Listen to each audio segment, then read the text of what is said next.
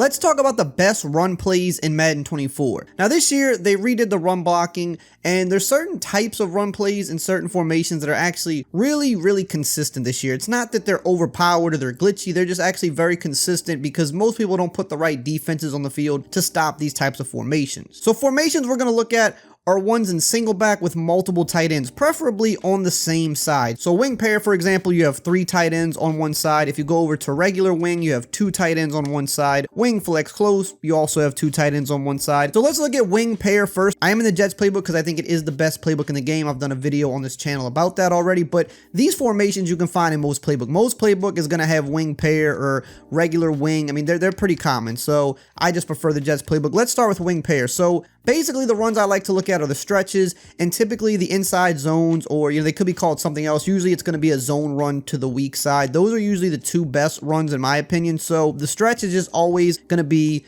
kind of a powerful run. It is one that just seems to have a good quick handoff, good blocking, and you can see first run there, I mean, we went for crazy yards. And the fact that this is also an RPO, it kind of makes it better because if they do overplay the run, let's see if we can get it here. If they overplay the run, you can kind of quick pass that slant.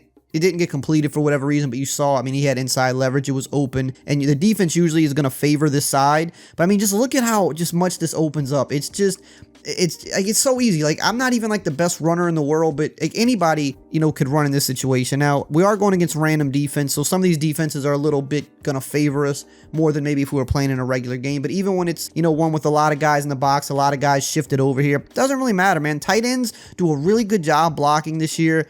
Like, people can say what they want. They clearly did work with the run blocking because running the ball is a lot easier this year, and you see that the blocks are they're more consistent in the run game. Maybe not the pass game. Pass blocking is still kind of wonky, but run blocking, really good this year. And you can see we're just running this over and over against any defense they throw out. You can see sometimes the defense almost gets sucked inside a little bit, and I think that's because it's an RPO play. I don't know why, but it seems like on RPOs, because there's a threat of like a pass, that it's almost like the defense doesn't fully commit to the run unless you were to run commit. But run committing in Madden is dangerous because if I happen to be passing versus a run commit, I'm gonna have a touchdown. I mean, look at this. I mean, it's been pretty much 5 yards almost every single play. That might be the first play that wasn't 5 yards and it was 4. So what I'm gonna do now, I'm just gonna go to like 4-3 over, and we'll just do random 4-3, right? That way it's gonna always give us stuff with players in the box instead of like giving us pass defenses. Sometimes that'll be a little better. Let's look at the inside zone. So the reason this is good as well is because it attacks more of the left side, and usually when the defense comes out, as you can see, because the formation is so heavy to the right, the defense is usually shifted over to the right. So person you're playing against would have to like manually like change that up, the baseline, or shift people. Man, if they do that, that's gonna give you better numbers to the run to the right anyway, so they shouldn't do that. If they do that, you want to continue running to the right, but when they're shifted over like this, it makes this run to the backside even better because there's less defenders over there. So this has always been one of those formations in Madden that when the run is good, when guys actually block, this is a tough formation to stop because the alignment really makes it difficult. If you're not shifted to the strong side, the stretch is going to be even easier. But if you are shifted that way, then you have this slow backside run, which isn't going to be as explosive, but it's going to have home run potential because of the fact that the defense is shifted over so far. If the block's set up, you make a guy miss, it's big runs to that backside. And of course, you can mix in plays. They got the popular tight end attack. A lot of people love to run this. It's not really a great play, but it's a good play when you're pounding them with the run and they can't stop it, because then a play like this, when they're over committing to the run, then a play like this actually does become pretty good. This post from the tight end is a killer. It's one of the best routes in the game every year. Man doesn't defend it, zone, it usually finds a soft spot. So like you obviously can mix in the pass as well. Now let's look at the ace wing formation. So here again, we're going to look zone weak, and we're going to also look at the stretch. They also have tight end attack in this as well. You're going to have some PA plays you can mix in if you want, but let's look at the stretch first. And really quickly, before we continue breaking down the rest of these, I do want to mention that we are sponsored by Underdog Fantasy once again this year. They have a great pick'em game where you can put together a couple props, and if they hit, you can win some big money. And if you sign up using my promo code RAY, they'll actually double your first deposit up to $100. So you can get $100 free to play around with, and you can't really find a better deal than that. So let's look at the single back wing stretch. Again, I mean, you're going to see blocking is very good on this one. I would say I think the other one's a little bit better just because you have an extra tight end over there, so naturally, it should be better. Instead, you have a receiver on the outside here, not a tight end. So you still have a guy that can block, but obviously a tight end's going to block better than a receiver, but you'll see this one still really good. And the thing this year, like I talked about in a previous video, the juke move, probably the best ball carrier move. With these stretches, you get good room on the outside.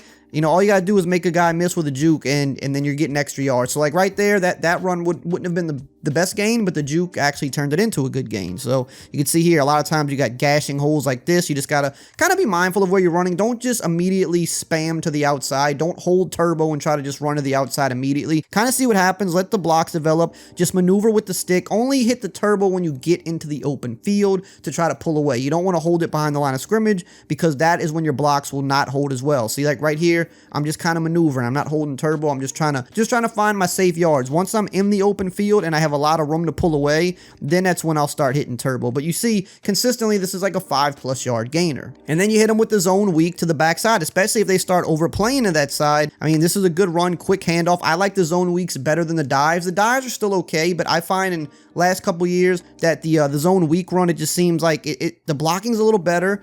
It's a little harder to manually shoot the gap if you're playing a user as well, because it just sets up a little different. The timing's a little different, but you can see, I mean, even right there, it looked like a guy was going to run through, but the blocking is so much better on the run this year that they recognized it, and you saw he kicked over at the last second, picked him up, and we were able to get yards. Now let's look at the wing flex close, and once again, we're going to have the halfback zone weak. We're going to also have the stretch. Now this formation is going to have better passes, so this is one that you can kind of do a little bit of both out of. You've got 4 verticals, you've got drive corner, you've got the PA sail, so you definitely have a few more plays in here that can be explosive, but of course, let's start with the stretch. And again, just note how good the blocking is. I mean, look at this.